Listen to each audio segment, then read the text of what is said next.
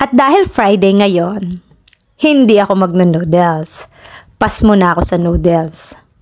Ito yung aking lunch ngayon. Ginisang munggo. Yan. Inuna ko si bawang kasi gusto ko toasted yung bawang. Marami yung bawang kasi nagbawas ako pang toppings.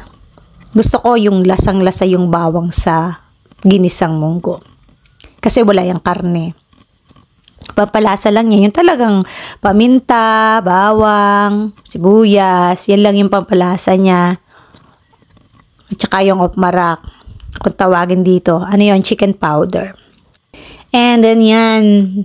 Siyempre, niluto-luto ko muna hanggang matusta si bawang. Bumawas ako dyan. Pang toppings at saka yung kakainin ko. Gusto ko may another bawang. Simple-simple lang. Mabilis ang luto tayo kasi yung aking munggo is inano ko na kahapon, pinakuluan ko na kagabi. Yan, nilagay ko na si sibuyas kasi okay na si bawang ko. Yup. Nung ano na siya, okay na si sibuyas, ilagay na natin syempre.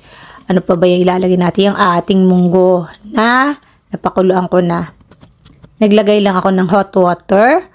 Pero ayoko masyadong masabaw niyan. Gusto ko yung, hindi naman yung sobrang malapot. Basta ayoko ng masabaw na parang soup na siya. Gusto ko ramdam ko. Yan, nilagyan ko siya ng opmarak. Ito yung opmarak at saka yung pamintala yung hinahalo ko dyang pampalasa. So, halo-halo. Ayan, kita nyo naman. Kumulo na yan. Nilagay ko na yung sidahon. Lagi tayong mabilisan.